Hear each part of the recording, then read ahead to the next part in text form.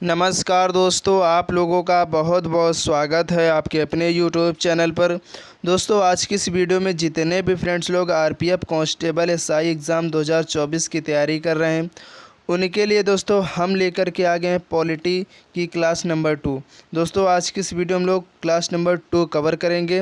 और दोस्तों, आज की इस वीडियो में हम लोग जो चैप्टर कवर करने वाले हैं, जिस चैप्टर से संबंधित आज की इस वीडियो में हम लोग एमसीक्यूज करने वाले हैं, तो दोस्तों उस चैप्टर का नाम है संविधान सभा। इससे इम्पोर्टेंट जितने भी क्वेश्चन आपके एग्ज़ाम पॉइंट ऑफ व्यू से, वो सभी क्वेश्चन दोस्तों आज की इस वीडियो में डिस्कस करेंगे।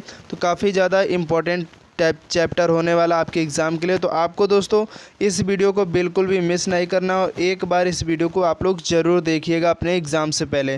तो दोस्तों जीके जीएस की अब दोस्तों पूरे 50 नंबर की जंग स्टार्ट हो चुकी है, और इससे बाहर दोस्तों आपको अपने एग्ज़ाम में कुछ भी बाहर देखने को नहीं मिलने वाला है। बस आप लोग इस सीरीज़ के साथ लास्ट तक जुड़े रहिएगा। हर एक वीडियो को दोस्तों आप लोग शुरू से लास्ट तक ज़रूर देखिएगा। तो आइए दोस्तों हम लोग स्टार्ट कर लेते हैं आज के इस बेहतरीन सेशन को। उससे पहले आप लोगों से मैं एक छोटी सी रिक्वेस्ट करना चाहूँगा कि जितने भी फ्रेंड्स लोग हमारे इस चैनल पर पहली बार हैं, तो आपको चैनल को सब्सक्राइब करना बिल्कुल भी नहीं भूलना, क्योंकि मैं आपके एग्ज़ाम के लिए बिल्कुल टॉपिक वाइज जीके जीएस की क्लास लेकर के आता रहता हूँ। तो आइए स्टार्ट कर लेते हैं। दोस्तों, आपकी स्क्रीन पर फर्स्ट क्वेश्चन है कि 1922 में किसके द्वारा उद्गार व्यक्त किया गया कि भारतीय संविधान भारतीयों की इच्छा अनुसार होगा। बहुत इंपॉर्टेंट पॉइंट्स है दोस्तों आपके एग्ज़ाम के लिए कि 1922 में दोस्तों किसके द्वारा ये व्यक्त किया गया कि जो भारतीय संविधान है वो भारतीयों की इच्छा के अनुसार बिल्कुल चलेगा, उन्हीं के अनुसार ये उसमें कोई कानून बनना तो वो होगा। तो दोस्तों ये जो पॉइंट है ये किसने कहा था, तो आपको याद रखना दोस्तों महात्मा गांधी जी के द्वारा कहा गया था। कब? 1922 में, यानी 1922 ईस्वी में ये कथन कहा गया था। तो आपको याद रखना। चलिए इसके बाद अगला है क्वेश्चन कि 1924 यानी 1924 में किसके द्वारा ब्रिटिश सरकार से यह मांग की गई कि भारतीय संविधान के निर्माण के लिए संविधान सभा का गठन किया जाए। दोस्तों बहुत इंपॉर्टेंट है क्वेश्चन, आपके एग्ज़ाम में पूछा भी गया है क्वेश्चन कि जो 1924 में किस ब्रिटिश सरकार ने, यानी किसके द्वारा ब्रिटिश सरकार ने यह मांग की थी कि भारतीय संविधान के निर्माण के लिए एक संविधान सभा का गठन होना चाहिए। तो दोस्तों ये जो है की गई थी किसके द्वारा? मोतीलाल नेहरू के द्वारा। कब? 1924 में, यानी 1924 ईस्वी में। तो आपको बिल्कुल याद रखना है। इसके बाद अगला है क्वेश्चन कि संविधान सभा के विचार का औपचारिक रूप से प्रतिपादन किसके द्वारा किया गया। दोस्तों ये जो क्वेश्चन है ना, बहुत बार आपके हर एग्ज़ाम में पूछा गया है, तो इसलिए आपको याद रखना है दोस्तों, जो संविधान सभा के जो विचार का औपचारिक रूप से जो प्रतिपादन किया गया है, यानी औपचारिक रूप से जो मांग की गई है, वो किसके द्वारा की गई थी? तो दोस्तों एम.एन. राय जी के द्वारा की गई थी। तो यहाँ पर इस क्वेश्चन का राइट आंसर ऑप्शन सी हो जाएगा। इसके बाद अगले क्वेश्चन की तरफ बढ़ेंगे कि संविधान सभा को किसने मूर्त रूप प्रदान किया। यानी दोस्तों जो संविधान सभा है इसको किसके द्वारा मूर्त रूप प्रदान किया गया। ठीक है, तो दोस्तों ये जो शब्द है ये किसके द्वारा किया गया था? तो दोस्तों ये जो है जवाहरलाल नेहरू जी के द्वारा। और कब किया गया? तो 1939 में, 1939 ईस्वी में संविधान सभा को मूर्त रूप प्रदान किया गया, यानी बिल्कुल पूरी तरीके से उसे प्रदान किया गया। ठीक है, तो आपको याद रखना है। इसके बाद अगले क्वेश्चन की तरफ बढ़ेंगे कि 1938 में किस व्यक्ति ने वयस्क मताधिकार के आधार पर संविधान सभा के गठन की मांग की। यानी ऐसे कौन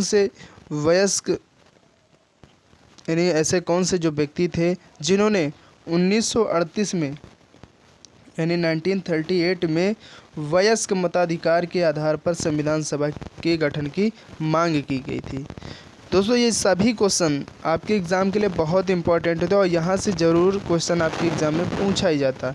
तो आपको वीडियो को बिल्कुल लास्ट तक देखना है, तभी दोस्तों आप वीडियो में जो पढ़ाया गया, जो सिखाया गया, तभी आप लोग सीख पाओगे। और अगर यहाँ से क्वेश्चन पूछा जाता आपके एग्ज़ाम में तो आप बिल्कुल सही करके आओगे। ठीक है, तो इस क्वेश्चन का जो जवाब हो जाएगा दोस्तों, जवाहरलाल नेहरू ने वयस्क मताधिकार के आधार पर संविधान सभा के गठन की मांग की थी। कब? तो 1938 में। तो आपको याद रखना है। इसके बाद अगला है क्वेश्चन कि संविधान सभा के गठन की मांग सर्वप्रथम यानी सबसे पहले 1895 में किसके द्वारा प्रस्तुत की गई थी। तो दोस्तों जो संविधान सभा के गठन की जो मांग है सबसे पहले 1895 में जो प्रस्तुत की गई थी वो दोस्तों बाल गंगाधर तिलक के द्वारा प्रस्तुत की गई थी। तो इस क्वेश्चन का राइट आंसर ऑप्शन डी हो जाएगा। इसके बाद अगला है क्वेश्चन कि संविधान सभा के गठन की मांग सर्वप्रथम 1895 में किसके द्वारा प्रस्तुत की। दोस्तों रिपीट हो गया क्वेश्चन, चलिए कोई बात नहीं। तो यहाँ पर इस क्वेश्चन का राइट आंसर ऑप्शन डी हो जाएगा। नेक्स्ट क्वेश्चन है कि भारत की संविधान सभा किसके अनुसार गठित की गई। यानी दोस्तों जो भारत की संविधान सभा है ये किसके अकॉर्डिंग गठित की गई थी, इस्टेब्लिशमेंट इसका हुआ था। तो दोस्तों ये जो है किसके द्वारा इसका गठन किया गया था।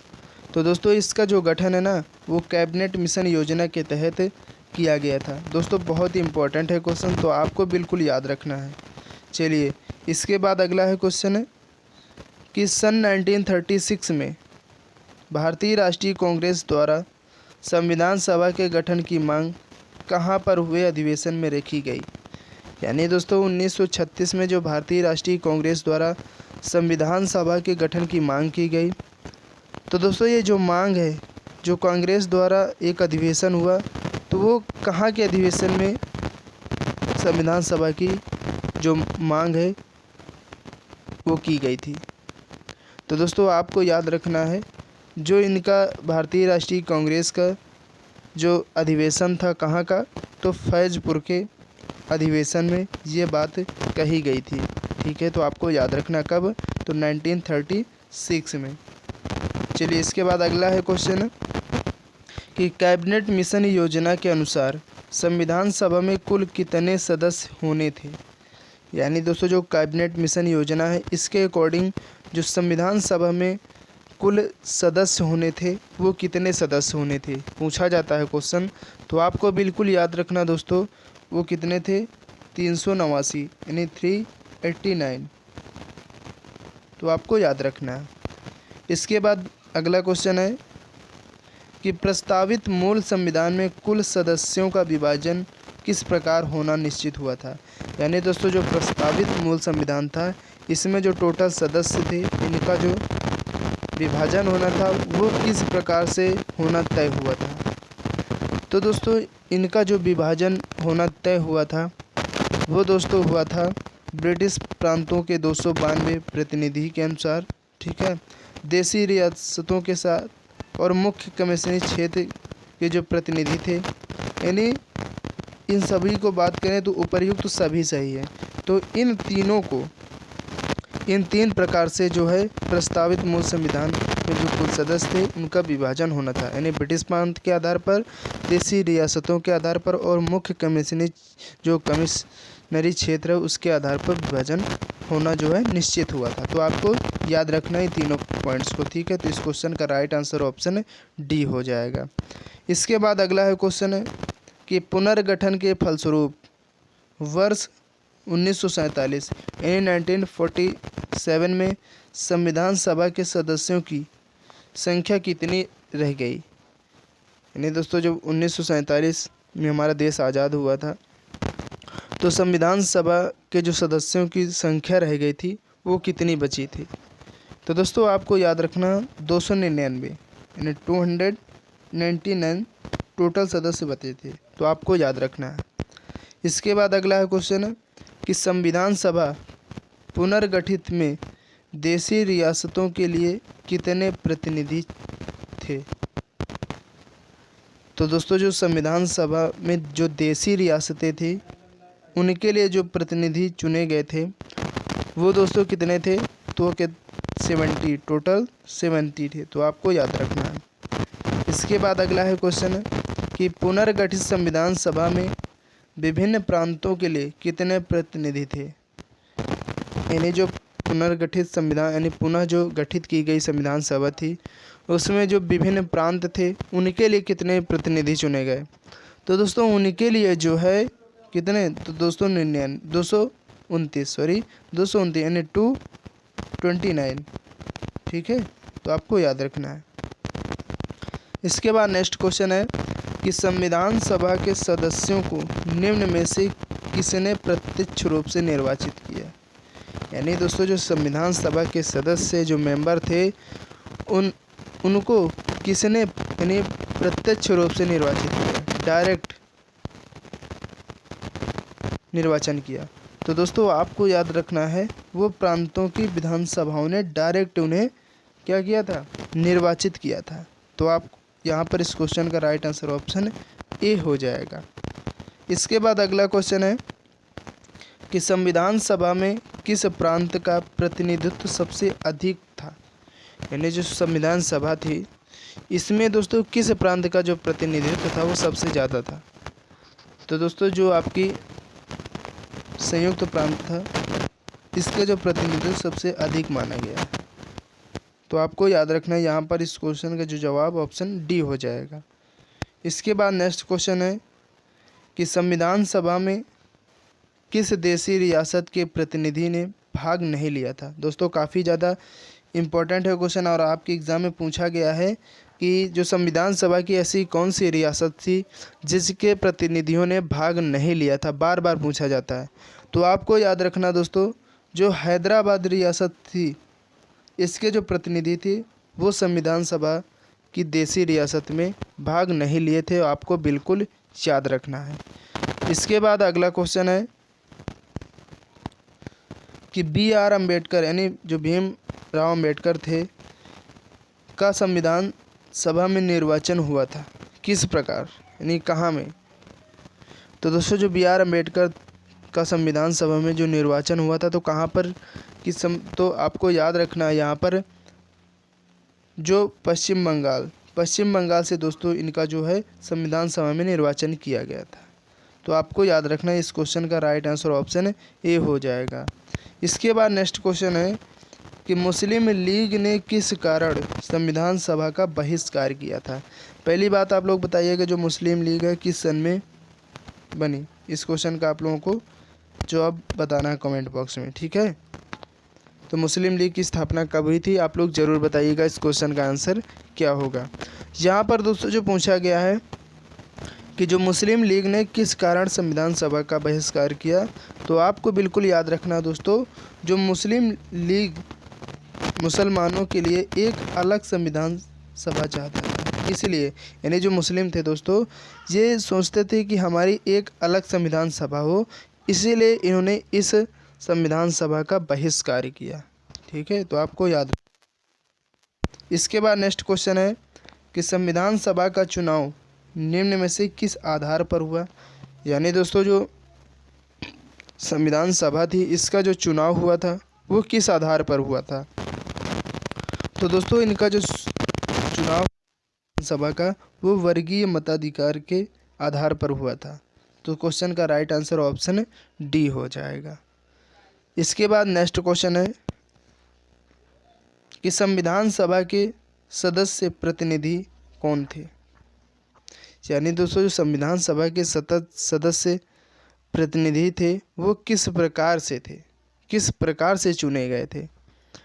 तो दोस्तों वो जो है जनता द्वारा अप्रत्यक्ष निर्वाचित किए गए थे। किसके द्वारा, तो जनता द्वारा अप्रत्यक्ष, इनडायरेक्ट, ठीक है। तो आपको याद रखना है। तो इस क्वेश्चन का राइट आंसर ऑप्शन। इसके बाद नेक्स्ट क्वेश्चन है कि भारतीय संविधान को किसने बनाया। बहुत बार यहाँ पर जो बच्चे हैं, जो स्टूडेंट्स हैं, वो कंफ्यूज हो जाते हैं कि संविधान सभा को किसके द्वारा बनाया गया, बार बार पूछा जाता है क्वेश्चन। तो आपको बिल्कुल याद रखना दोस्तों, बिल्कुल घबराने की बात नहीं। यहाँ पर जो संविधान, जो भारतीय संविधान है इसको किसने बनाया, तो संविधान सभा ने बनाया। न भीमराव अम्बेडकर ने बनाया, न संसद ने बनाया, न गवर्नर जनरल ने बनाया। इसको किसने बनाया, तो संविधान सभा ने बनाया है भारतीय संविधान को। तो इस क्वेश्चन का राइट आंसर जो हो जाएगा ऑप्शन ए हो जाएगा।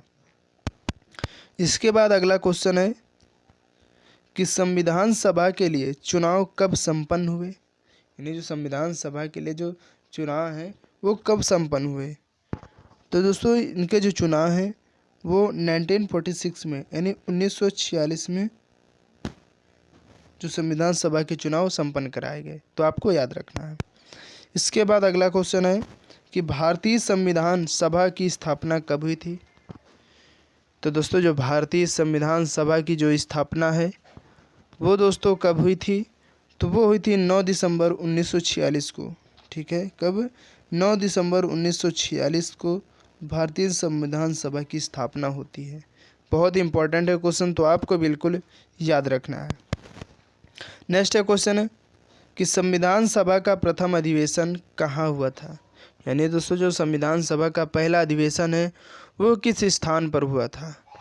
तो दोस्तों आपको याद रखना है, इनका जो प्रथम अधिवेशन था वो दिल्ली में हुआ था। कहाँ पर दोस्तों हुआ था, तो दिल्ली में हुआ था, आपको बिल्कुल याद रखना है।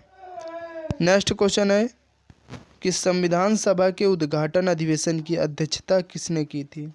यानी दोस्तों जो संविधान सभा का जो उद्घाटन अधिवेशन था इसकी जो अध्यक्षता वो किसके द्वारा की गई थी। तो दोस्तों इस अधिवेशन की जो अध्यक्षता है उद्घाटन अधिवेशन की वो किसके द्वारा की गई थी, तो सच्चिदानंद सिन्हा जी के द्वारा। तो यहाँ पर जो है इस क्वेश्चन का राइट आंसर ऑप्शन बी हो जाएगा। इसके बाद अगला क्वेश्चन है कि संविधान सभा का जो पहला सत्र है वो कब से स्टार्ट हुआ था, यानी कब से शुरू हुआ था।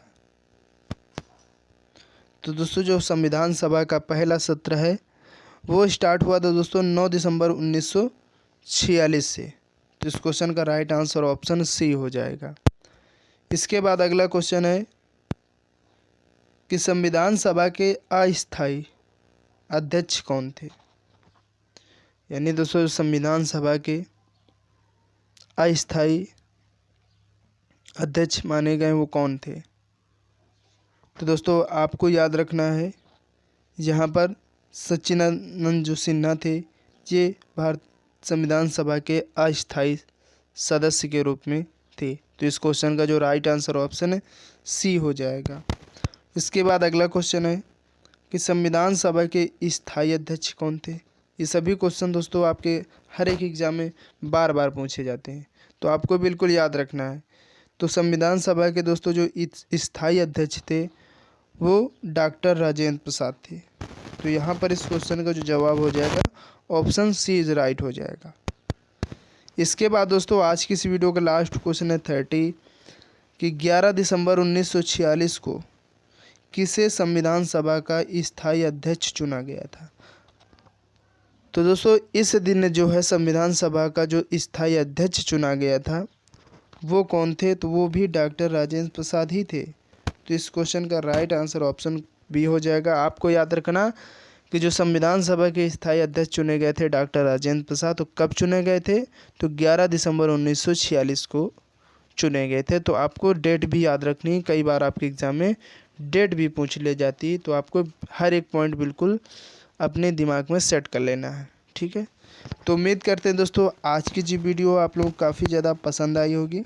तो आपको वीडियो को लाइक कर देना है और ज़्यादा से ज़्यादा अपने दोस्तों तक भी इन सभी वीडियो को शेयर करते रहिएगा और बताइएगा कि यहाँ पर दोस्तों आपको बिल्कुल चाहे स्टैटिक जीके की क्लास हो, चाहे हिस्ट्री जीके की क्लास हो, चाहे पॉलिटी जीके की क्लास हो, और जो आगे आने वाली क्लास है आपको ज्योग्राफी की जल्दी स्टार्ट होने वाली क्लास, ये सभी क्लास को दोस्तों आप लोगों को बिल्कुल टॉपिक वाइज क्वेश्चंस करवाए जा रहे हैं।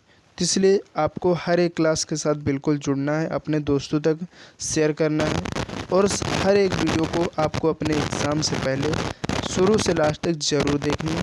तभी दोस्तों आप इन सभी वीडियो में जो क्वेश्चन पढ़ाए गए हैं किस प्रकार के क्वेश्चन हैं, तभी दोस्तों आप उनमें कुछ सीख पाओगे और अपने एग्ज़ाम में अच्छा परफॉर्मेंस कर पाओगे।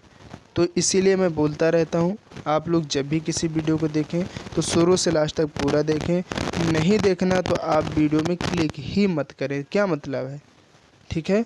और आप लोगों से एक रिक्वेस्ट और करना चाहूँगा कि जितने भी दोस्त लोग हमारे चैनल को अभी तक भी नहीं सब्सक्राइब किए हैं तो आप लोग बिल्कुल चैनल को सब्सक्राइब करना भूले ही मत, क्योंकि आपको जीके जीएस बिल्कुल टॉपिक वाइज क्वेश्चन करवाए जा रहे हैं। ठीक है, तो चलिए दोस्तों नेक्स्ट वीडियो के लिए जय हिंद जय भारत।